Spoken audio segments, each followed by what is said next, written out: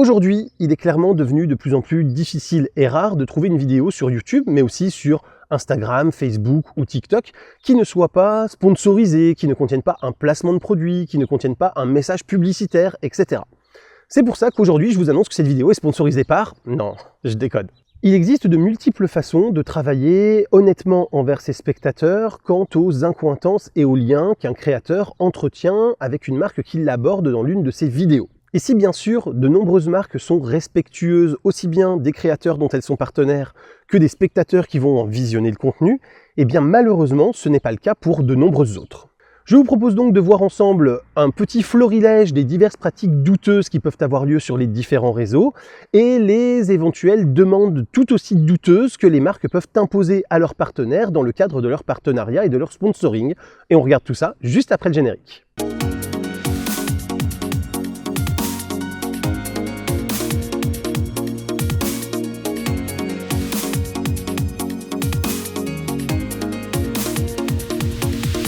Bonjour à toutes et à tous et bienvenue dans cette nouvelle vidéo consacrée encore une fois à l'univers des nouvelles technologies et aujourd'hui plus particulièrement à l'univers des sponsoring et des partenariats essentiellement sur YouTube mais pas que. Et autant le dire tout de suite, avec ce type de vidéo, je ne vais pas me faire que des amis, mais il faut aussi être honnête, vu la petitesse de ma chaîne, je risque de ne pas me faire beaucoup d'ennemis. Avant d'aller plus loin dans cette vidéo, si vous aimez mon contenu et mes vidéos, je vous invite à penser au clap, le commentaire, le like, l'abonnement et le partage. C'est super important pour montrer à YouTube que mon contenu mérite d'être mis en avant auprès de tous les autres spectateurs de la plateforme. C'est totalement gratuit pour vous, ça ne vous prend que quelques secondes, donc je vous remercie infiniment si vous le faites. Et notez également que pour votre confort, cette vidéo est chapitrée, ce qui vous permet d'aller directement vers les points que vous souhaitez regarder en priorité sans avoir à les chercher dans la timeline. Commençons d'abord par les différents cas qui peuvent se produire lorsqu'un créateur doit parler d'un produit qu'il a réellement utilisé ou qu'il a réellement entre les mains pour pouvoir le tester, parce que vous allez voir que ce n'est pas toujours le cas. Tout d'abord, il y a le cas où le créateur de contenu va vous faire part de son avis sur un produit qu'il a acquis lui-même, normalement comme n'importe quel consommateur, donc sans aucun partenariat avec la marque. Dans ce cas, les seules rémunérations que le créateur va recevoir seront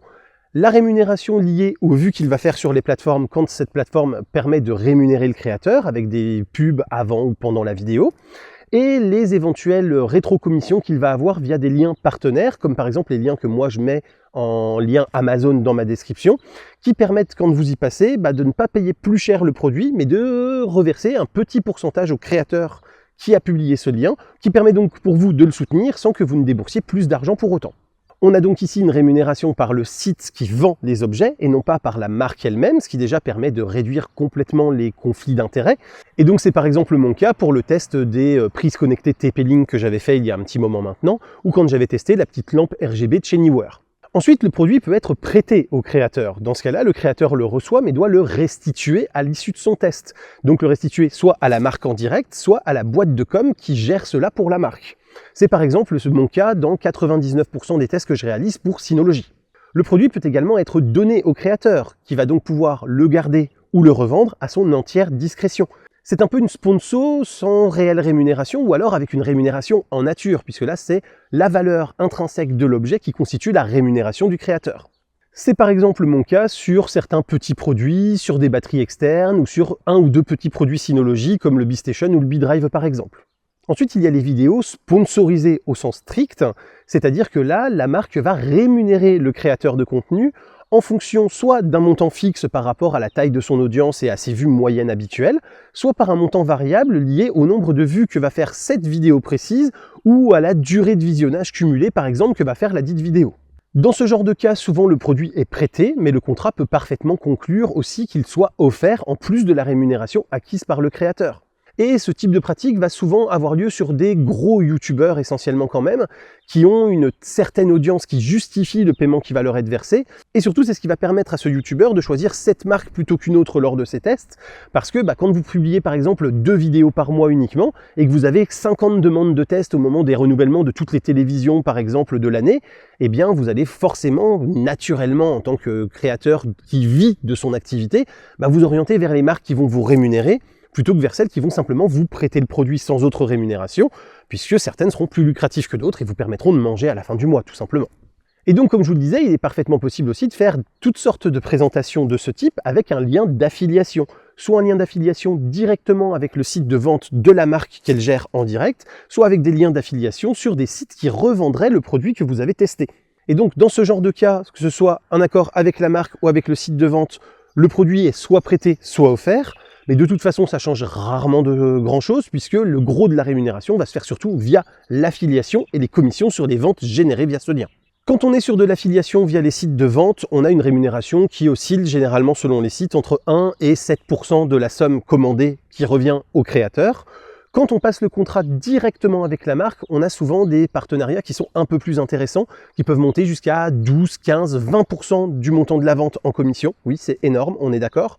Ou alors qui peuvent être du style, dès que le client va avoir ouvert son premier compte et fait son premier versement, alors nous on te versera X euros. Et des fois ça peut être même plus que le montant du premier versement, parce que les marques parient sur le fait qu'une fois que la personne sera devenue cliente, eh bien elle va consommer régulièrement les services ou les objets proposés par le site, et donc sur le long terme, la marque gagnera quand même plus que ce qu'elle a versé pour chaque nouveau client acquis grâce à la publicité et au sponsoring fait auprès du créateur. Enfin, dernière pratique possible, c'est la vente en dropshipping, c'est-à-dire qu'on va vous parler d'un produit que l'on va vendre en compte propre ou pour une marque tiers, mais en sachant pertinemment que c'est un produit générique marque blanche qui peut être trouvé beaucoup moins cher sur des sites chinois ou auprès de sites où ils ne seront pas brandés avec la marque que vous êtes censé présenter dans votre vidéo. Dans ce genre de cas, le créateur va avoir tendance donc à créer sa propre boutique où il va vendre ses propres produits en dropshipping, mais où lui va aller les acheter directement sur le site moins cher, sans autre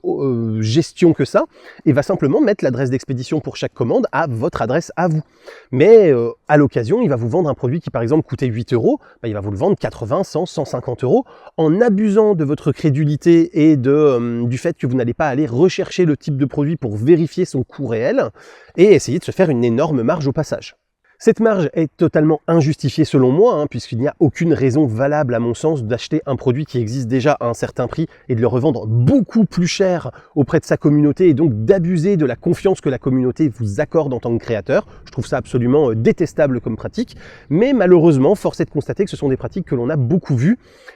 essentiellement auprès de créatrices beauté par exemple, qui achetaient des palettes de maquillage bas de gamme et qui vous les vendaient comme étant une super nouvelle marque que soit elles avaient lancée, soit dont elles étaient partenaires exclusives, etc. et qu'elles vous vendaient à prix d'or sur leur propre boutique en dropshipping. Et on se retrouvait avec des palettes qui coûtaient 8 euros à la base, qui étaient vendues 120 euros par exemple. Aux gens qui regardaient la créatrice en question. Bon bah voilà, ce genre de pratique, clairement, jamais vous me verrez les cautionner et jamais vous me verrez faire ce genre de choses. Et donc après, ce genre de partenariat et de sponsoring peut se faire soit sous la forme d'une vidéo dédiée. Par exemple, on va tester un matelas, Emma, Teddy Bear ou Bultex sur une chaîne qui parle uniquement de literie. Et donc on va faire ces tests directement en partenariat avec chacune des marques, qui va alors rémunérer le test, soit de façon fixe, soit de façon variable par des commissions de vente, au cas par cas. Et donc pour chaque vidéo ne sera réalisée que quand la marque aura validé un partenariat rémunéré avec le créateur de la chaîne. Ou alors, on va pas faire une vidéo dédiée, mais un genre d'encart publicitaire au milieu d'une vidéo qui n'a rien à voir. C'est ce que vous voyez le plus couramment quand même sur YouTube et les autres plateformes, où on va vous dire, cette vidéo est sponsorisée par, et on va vous faire un petit laïus de 30 secondes, 1 minute, 2 minutes sur la marque, sur le produit, alors même que la vidéo globale que vous êtes en train de regarder n'a pas ou très peu de rapport avec le produit qui va vous être poussé lors de cette sponsor. Mais en tous les cas, que ce soit une vidéo dédiée ou un encart comme ça dans une vidéo qui n'a rien à voir, le principe reste le même. On rémunère soit de façon précise l'encart ou la vidéo dédiée sur une somme fixe, soit sur une somme en fonction des commandes, soit un peu des deux. On peut avoir une somme fixe plus une rémunération variable sur les ventes. Voilà, mais dans tous les cas, que ce soit une vidéo dédiée ou un encart, il n'y a pas de différence flagrante sur la manière de rémunérer le créateur pour ce genre de contenu. Dans tous les cas, ce type de contenu est désormais très encadré par la loi qui impose d'indiquer le fait que c'est une publicité, un partenariat, etc. de manière à ne pas tromper le spectateur en parlant du produit comme si vous en parliez naturellement, alors que vous êtes payé pour le faire et que vous pouvez avoir certaines contraintes. On va y revenir. Pour ma part, j'avais bien avant le fait que la loi l'imposait, mis en haut de mes vidéos au démarrage un encart qui vous permettait de savoir si le produit m'était prêté, s'il m'était donné, ou si j'étais rémunéré pour faire un placement de produit. Donc à ce niveau-là, j'étais déjà très transparent bien avant, et j'avais un Et j'avais un spectateur qui, une fois, était venu me dire que les liens sponsorisés type Amazon auraient pu avoir aussi une catégorie dédiée sur le sujet. Parce que oui, c'était marqué dans ma description à la suite des liens, mais ce n'était pas forcément marqué en toutes lettres sur mes vidéos. Et donc, j'avais rajouté le 4e encart sur les liens affiliés que je pouvais mettre. Ce qui fait que je mette des liens Amazon ou des liens en partenariat direct avec la marque, les liens affiliés peuvent être indiqués à oui. Et donc, comme j'ai des liens Amazon sur chacune de mes vidéos, toutes mes vidéos depuis plusieurs années maintenant mentionnent le fait qu'effectivement, il y a des liens affiliés qui sont indiqués dans ma description pour être totalement encore transparent avec ma communauté et avec les gens qui vont venir regarder mes vidéos. Mais donc l'objet de cette vidéo, c'est surtout d'attirer votre attention à vous, spectateurs, pour que vous ayez du recul sur ce que vous regardez quand il y a comme ça des partenariats ou des affiliations. Parce que dans le cadre d'un créateur qui aurait acheté l'objet et qui ensuite vous partagerait le résultat de son test, mais personnel, sans aucun rapport avec la marque, et où il vous mettrait juste des liens, par exemple, affiliés à Amazon pour aller ensuite acheter le produit, il faut être honnête, il y a quand même assez peu de chances qu'il falsifie son test et qu'il soit plus gentil que la normale sur le produit, parce que les commissions de vente sur les liens Amazon sont quand même assez minimes et à mon sens ne justifieraient pas ce type de pratique. Mais on n'est pas à l'abri d'un créateur peu scrupuleux qui va vous dire que le produit est absolument parfait pour essayer de vous le faire acheter massivement et maximiser ses revenus via le lien affilié, c'est tout à fait possible. Dans le cadre où le créateur se fait prêter ou donner les objets, eh bien, il faut aussi avoir du recul puisqu'il pourrait être amené à minorer certains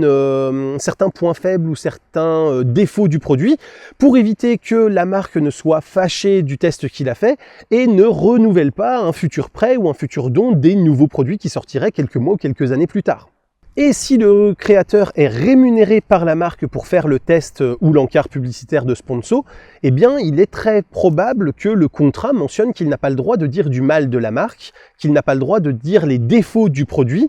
et que non seulement il n'a pas le droit de les dire dans l'encart publicitaire ou dans la vidéo où est l'encart publicitaire, mais qu'il n'a même pas le droit du tout de le dire dans toutes les vidéos qu'il publiera pendant X mois ou X années après. Et oui, ce type de contrat est totalement valable, puisque là, le créateur va être payé pour faire de la publicité et non pas pour faire un test objectif. Et la publicité ayant pour but de mettre en avant uniquement les avantages d'un produit au détriment de ses inconvénients, eh bien, ce ne sera pas un test objectif, et donc le créateur a bien sûr le droit de taire les défauts qu'il pourrait voir. Donc en termes d'éthique, c'est discutable, mais légalement c'est tout à fait possible, et donc quand un créateur est sponsorisé par une marque, dites-vous bien qu'il y a quand même assez peu de chances qu'il soit objectif sur les défauts du produit qu'il vous présente. Enfin, pour la partie dropshipping, là, évidemment, le créateur sait parfaitement qu'il est en train de vous prendre pour des jambons, qu'il abuse de votre confiance, qu'il abuse de votre crédulité. Et donc là, il a bien sûr tout intérêt à être le plus dithyrambique possible sur le produit pour vous donner l'envie de l'acheter compulsivement. Parce que là, il sait qu'à chaque vente, il va se faire des profits monstrueux. Et le but de sa vidéo n'est rien d'autre que de vous vendre le produit et de vous le faire acheter massivement pour sa propre rémunération. Là, pour le coup, comme je vous le disais, c'est une pratique que je ne cautionne absolument pas et que je trouve absolument détestable, mais qui malheureusement existe encore énormément sur les réseaux malgré certains scandales qui épinglent régulièrement certains créateurs. Et donc, vous devez absolument vous méfier dans ce genre de cas. Donc, dans tous les cas, quoi qu'il arrive, prenez du recul et ayez un esprit critique sur le contenu que vous regardez. Parce qu'il n'y a pas de moyen magique et certain de savoir si le créateur vous dit réellement les choses qu'il pense ou s'il est tenu par un contrat pour ne pas vous dire tous les points négatifs qu'il a repérés sur un produit. Et donc, à moins de suivre le créateur depuis des années et d'avoir déjà pu éprouver son esprit critique et son intégrité, eh bien, vous n'avez aucun moyen d'être certain qu'il n'est pas donc tenu par des clauses contractuelles qui ne sont pas très propres mais qui pourtant sont totalement légales. Pour ma part, j'ai déjà refusé un nombre incalculable de partenariats plus ou moins intéressants pour des règles que je ne cautionnais pas ou pour des choses que l'on voulait m'imposer et que je ne voulais surtout pas pratiquer en termes de communication. Et c'est justement de recevoir toutes ces propositions pas très propres qui m'ont mené à faire cette vidéo aujourd'hui dédiée plus aux spectateurs, mais aussi à d'autres créateurs qui pourraient tomber dessus et peut-être se dire que, oui, effectivement, en cautionnant certaines pratiques, ils contribuent à ce qu'elles continuent puisque les marques trouvent toujours des créateurs qui acceptent de faire ces pratiques-là. Alors que si tous les créateurs s'opposaient à ces pratiques salaces, clairement, les marques seraient obligées de pivoter et de devenir beaucoup plus propres dans leur communication et dans leurs contrats parce qu'elles n'auraient plus aucun créateur qui accepterait de se plier au jeu. Et donc, elles seraient obligées donc de travailler de manière plus propre pour pouvoir trouver des créateurs partenaires et pouvoir continuer de faire leur publicité. Donc, petit florilège de toutes les pratiques un peu douteuses à mon goût que vous pourriez retrouver dans divers contenus que vous visionnez. Donc la première, c'est celle d'avoir des scripts qui sont au mot près, à la virgule près, à la pause près, sur des produits que les créateurs n'ont peut-être même jamais eu en main. Oui, oui, ça existe, je vous le confirme. Dans ce genre de cas, la marque va donner un script extrêmement précis au créateur, lui disant quoi dire, quand faire des pauses, quoi montrer, quoi détailler, quoi expliquer et comment l'expliquer. Donc il y a vraiment quelque chose d'hyper carré et le créateur n'a absolument aucune marge de manœuvre sur la façon dont il va aborder la chose avec son public et avec sa communauté. Donc si vous êtes déjà dit en regardant des sponsors pour certains jeux mobiles, comme un particulier que je vais appeler aujourd'hui Abrupt, Sombre et Fable, je vous laisserai retrouver les synonymes qui permettent de trouver le nom réel du jeu. Eh bien si quand vous avez vu des sponsors pour ce jeu-là, vous vous êtes dit j'en ai vu 3 sur 3 chaînes différentes et c'est exactement le même rythme, exactement les mêmes termes, exactement le même ordre de présentation de chaque chose, etc. Eh bien c'est normal, cette marque-là est par exemple réputée pour faire des scripts extrêmement stricts, demander à valider chaque insert publicitaire par le créateur et être capable de vous le faire refaire 5, 10, 15, 20 fois parce que sur telle virgule, vous n'avez pas marqué assez la pause, parce que sur telle phrase, vous avez remplacé tel mot par tel mot, parce que sur telle phrase, vous vous êtes permis de rajouter un petit commentaire perso et qu'il en était hors de question, etc. Et dans ce genre de publicité, vous avez souvent le créateur qui vous propose même de rejoindre son clan, de rejoindre sa horde, de rejoindre son serveur ou je ne sais quoi, pour pouvoir jouer avec lui. Eh bien, dans 99% des cas également, le créateur n'a jamais touché le jeu, ne l'a jamais démarré, n'y a jamais réellement joué. Et la marque en est consciente et précise bien dans le brief du créateur, si vous n'avez pas envie de jouer au jeu, si vous n'avez pas envie d'y être régulièrement, pas de souci, le compte que l'on va créer à votre nom, on va l'administrer nous-mêmes, comme ça les joueurs auront l'impression de jouer avec vous, alors que vous n'aurez sans doute jamais joué au jeu et que vous n'aurez peut-être même jamais téléchargé et installé sur votre smartphone ou sur votre console. Et là, on parle par exemple d'un software ou d'un jeu mobile, mais j'ai déjà reçu des sponsors, des propositions de sponsors de certaines marques, au hasard sur du solaire par exemple, où la marque, quand je lui disais, bon bah ok, comment on s'arrange pour que vous m'envoyiez le produit pour que je le teste en termes de panneaux, de batterie, d'onduleurs, de choses comme ça, la marque me disait, ah non, non, mais il n'y a pas besoin, on vous envoie rien. On va vous envoyer le script et on va vous envoyer des vidéos et vous aurez juste à refaire la voix off selon le script pour dire que le produit est bien et énoncer ses qualités. Bon bah ce genre de choses par exemple, il est hors de question que je le fasse. Si moi je vous recommande un produit, quel qu'il soit, je veux l'avoir testé, je veux pouvoir avoir éprouvé ses qualités et ses défauts, et je veux être totalement libre de vous dire s'il y a des points d'amélioration ou des défauts notables, ou des cas d'usage spécifiques qui ne correspondraient pas à votre besoin et que j'aurais pu identifier au sein de mon test à la fin. Si c'est pas possible, je ne préfère ne pas travailler avec la marque. Et pourtant, hein, on va être très honnête, la dernière marque dont je vous parle là sur du solaire qui m'a proposé ça, c'était ultra lucratif. Il me proposait 25% de commission sur chaque vente. Et comme on sait que le produit moyen là n'était pas en dessous de 1000 €, ça voulait dire que chaque personne qui se serait fait avoir par le discours de la marque que j'aurais relayé m'aurait lâché 250 balles cash qui me seraient revenues dans la poche. Donc clairement, il suffisait que j'ai une dizaine de personnes qui fassent ça, et j'avais largement, mais très largement gagné mon année de YouTube par rapport à ce que me rémunèrent mes vues habituelles sur la chaîne. Donc voilà, clairement en plus l'appât du gain peut être très important, et sur un petit créateur qui galère à se lancer, qui galère à monétiser ses vidéos, bah, il peut très facilement basculer du côté obscur de la force parce que l'appât du gain est trop fort. Autre pratique bien cradote, c'est de vous demander un test de produit où on va vous payer soit la sponsor, soit le remboursement du produit uniquement une fois que vous aurez validé le test et publié le test. Et donc pourquoi est-ce que c'est crado comme ça? Parce que en fait ça vous impose de faire un test 5 étoiles. Donc soit d'aller sur les sites de vente où vous aurez acheté le produit pour mettre un test 5 étoiles ou 10 sur 10 ou ce genre de choses pour dire le produit est absolument excellent parce que c'est ce qui vous est demandé clairement dans le mail de partenariat, ou dans votre vidéo pour avoir le paiement de la sponsor de dire évidemment que le produit est absolument parfait et est le meilleur produit du monde. Parce que si vous avez le malheur de critiquer le produit, même une fois que la vidéo est sortie, vous ne serez pas payé parce que la marque va considérer que vous avez enfreint entre guillemets le contrat qu'elle vous avait demandé, puisqu'elle ne vous avait pas demandé un test objectif, mais bien un test positif sur le produit. Là encore, j'en ai des dizaines tous les ans, surtout sur des petits produits et surtout sur des produits chinois, qui m'arrivent dans ma boîte mail où on me dit voilà le lien Amazon, allez commander le produit, comme ça ma commande elle est considérée comme étant une vraie commande d'un vrai client, et donc quand je vais mettre mes 5 étoiles, ce sera un avis vérifié comme vous le verrez sur Amazon. Et ma vidéo sera aussi imposée comme devant être ultra positive sur le produit, et c'est seulement là que je toucherai la rémunération. Bah non, il en est hors de question. Et donc toutes ces marques-là, je me suis toujours payé le culot de leur répondre en leur disant qu'il en était hors de question, mais que s'ils souhaitaient me fournir le produit en prêt, ou s'ils souhaitaient qu'on ait une vraie rémunération qui soit faite avant et que je sois libre de parler librement du produit et de donner aussi bien ses avantages que ses défauts, il n'y avait aucun souci, on pouvait travailler ensemble. Alors, j'ai de mémoire 2 marques qui m'ont dit « Ok, on comprend, on va demander » et qui ont validé un vrai partenariat avec moi. C'était le cas par exemple de OK fut un temps, il y a assez longtemps maintenant. Mais par contre, la plupart des marques, soit ne me répondent tout simplement pas, parce qu'elles n'ont pas de temps à perdre avec un créateur honnête en gros, soit elles vous répondent que bah non, c'est pas possible et que l'offre elle est à prendre ou à laisser. Bon bah dans ce cas-là, moi je la laisse clairement, je ne préfère ne pas travailler avec ce type de marque. Mais donc ça veut dire que au-delà du contenu que vous regardez sur internet en termes de vidéos et de placement de produits éventuels, vous devez aussi être méfiant sur Amazon ou sur tout autre site où il y a des reviews. Parce que même un achat dit vérifié peut être un achat qui a été acheté comme ça et où la personne qui a reçu le produit ne l'a peut-être pas aimé, mais justement pour éviter d'y être de sa poche derrière ou pour pouvoir ensuite le renvoyer à Amazon mais quand même avoir de la rémunération sur le test en question, bah, va mettre un avis 5 étoiles pour être remboursé par la marque, alors même que le produit ne mérite pas du tout ces 5 étoiles-là. Voilà, donc là encore, n'hésitez pas à aller voir les avis qui sont médians ou les avis qui sont moins bons pour vous faire une vraie idée sur un produit, parce qu'un avis 5 étoiles peut être tout à fait mérité, hein, bien sûr, avec un vrai consommateur qui a été très content de son produit,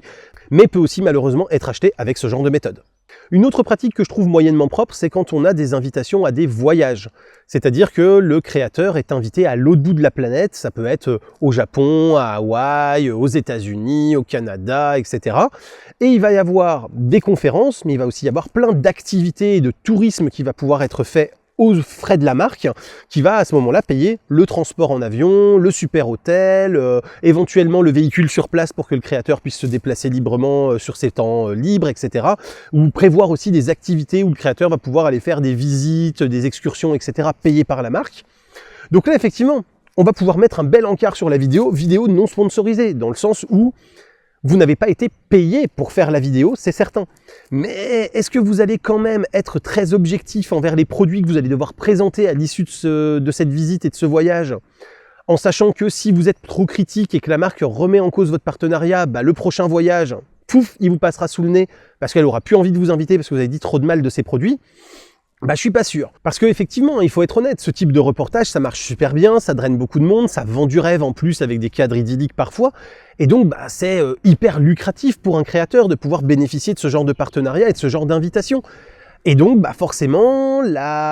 l'honnêteté et l'intégrité du créateur peut éventuellement être mise à mal à certains moments, où il risque de se poser la question, est-ce que je suis très critique sur ce produit que je trouve objectivement mauvais, ou est-ce que je vais quand même arrondir énormément les angles et être beaucoup plus sympa pour être sûr de ne pas me fâcher avec la marque. Voilà, donc c'est ce genre de choses qui peut arriver aussi, et effectivement, même si la vidéo n'est pas sponsorisée en tant que telle, bah, les enjeux sont tels que vous devez, vous, en tant que spectateur, avoir du recul sur ce que vous regardez et sur la véracité des propos qui vous seront tenus.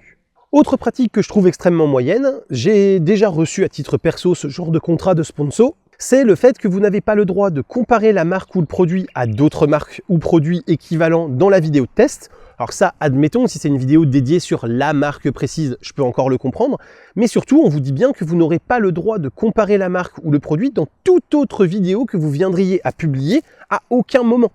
Ce qui fait que vous faites le test du produit,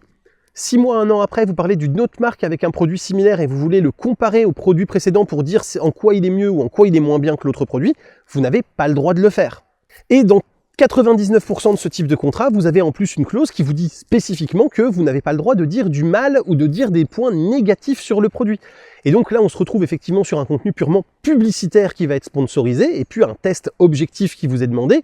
Et donc, quand on vous empêche de dire du mal sur la marque dans la vidéo de test, mais aussi dans n'importe quelle vidéo où vous compareriez à un autre produit, bah ça veut dire que même un autre produit qui est objectivement meilleur, vous n'aurez pas le droit de le mettre en relation avec ce produit précédent pour dire qu'il est objectivement meilleur, parce que ça viendrait à critiquer et à donner des points faibles sur le produit, ce qui vous est légalement interdit par le contrat. Pour ma part, sur les quelques contrats que j'ai pu recevoir comme ça, j'ai toujours demandé à ce que les points soient modifiés ou supprimés, de manière à ce que je puisse librement donner les points faibles ou les axes d'amélioration des produits que je teste, et librement parler dans d'autres vidéos ensuite qui ne seraient pas dédiées à cette marque et à ce produit-là, du produit en question pour pouvoir le comparer à des nouveaux produits que j'aurais pu tester, à titre perso ou via d'autres partenariats, pour pouvoir ensuite les mettre en comparaison et voir lequel est le mieux ou lequel est le moins bon sur tel ou tel point d'usage ou tel cas d'usage. Certains acceptent alors de modifier le contrat, mais par contre, c'est quand même dommage de voir que, de base, le contrat contenait ce genre de clause, et donc un créateur qui n'aurait pas suffisamment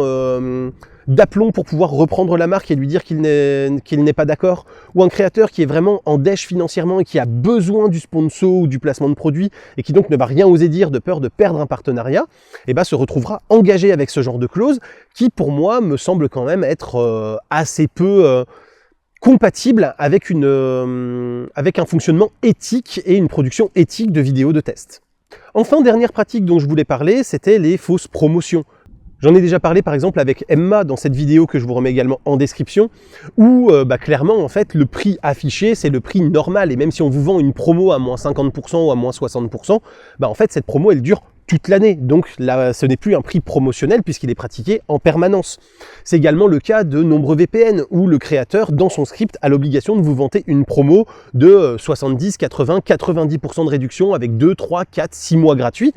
Mais en fait, que vous passiez par le lien du créateur ou pas, et que vous alliez sur le site du VPN en janvier, en mars, en mai, en septembre ou en décembre, vous avez systématiquement la même promotion avec le même pourcentage de réduction et le même nombre de mois gratuits. Ce qui fait que si c'est pratiqué toute l'année, ce n'est plus une promotion, ce n'est plus un partenariat lié au créateur non plus avec un effort supplémentaire qui est fait lié à ce créateur, c'est juste le prix normal que vous auriez payé avec ou sans sponsoring, avec ou sans lien affilié, et à ce moment-là comme à n'importe quel autre moment de l'année. Et ça pour le coup c'est une pratique totalement illégale. Et là où ça m'embête, c'est pas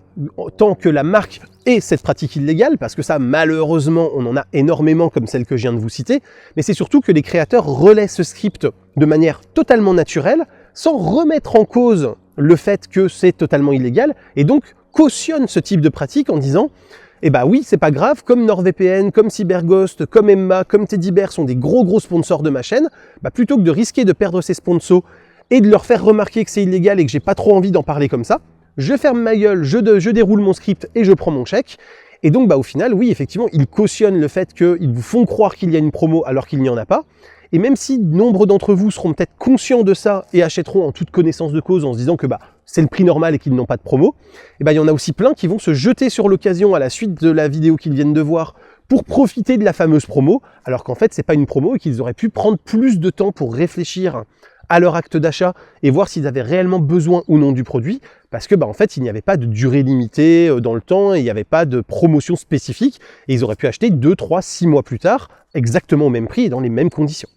Bref, même si on est en France maintenant un peu plus encadré sur les pratiques commerciales dans l'influence et dans les partenariats, force est de constater qu'il y a encore de nombreuses pratiques qui restent fondamentalement non éthiques, qui continuent d'être légales et donc d'être utilisées. Je pense par exemple au remboursement ou au paiement des sponsors après un test positif, aux clauses interdit de parler en négatif du produit, aux clauses interdit de comparer le produit par exemple. Mais il y a encore pire, donc, ce sont les fausses promotions qui continuent d'avoir libre cours et d'être massivement relayées sans que ça ne pose de problème à personne visiblement, alors que ça me choque énormément, toujours en termes d'éthique et de franchise envers ses spectateurs et envers le consommateur qui va regarder la vidéo. Et pour le coup, en plus, ce type de fausse promotion a été déjà régulièrement épinglé, j'en parlais dans ma vidéo sur Emma, où Emma s'est déjà fait condamner pour ça, et malgré tout, l'amende étant moins importante que le chiffre d'affaires et le bénéfice généré en continuant ce type de pratique, les marques n'arrêtent pas, et les youtubeurs qui les soutiennent en diffusant leurs sponsors, continuent d'entretenir aussi cette pratique et de la légitimer en quelque sorte, puisque visiblement ils ferment les yeux sur ce type de pratique pour prendre eux aussi leur chèque, au détriment donc de l'éthique et de la transparence envers le consommateur. J'espère en tout cas que cette vidéo vous aura plu, vous aura appris des choses, vous permettra d'avoir un esprit un peu plus critique sur ce que vous regardez et de prendre un peu de recul pour éviter de tomber dans les panneaux que certains créateurs tendent sans vergogne pour essayer de vous avoir. Si c'est le cas, n'hésitez pas à commenter, liker, vous abonner et partager, c'est le fameux clap. Vous avez également Tipeee, le bouton rejoindre et la boutique qui sont sous la vidéo et dans la description qui vous permettent de me soutenir financièrement pour imaginer de nouveaux projets un peu plus ambitieux pour la chaîne. Et quant à moi, je vous dis à très bientôt pour plein de prochaines vidéos, photos, techno, informatique et jeux vidéo qui font le contenu de la chaîne au quotidien. D'ici là, continuez de rester curieux et de regarder des vidéos sur YouTube. Salut à tous, bye bye. NANI? Eh, tu me chies pas dessus, hein.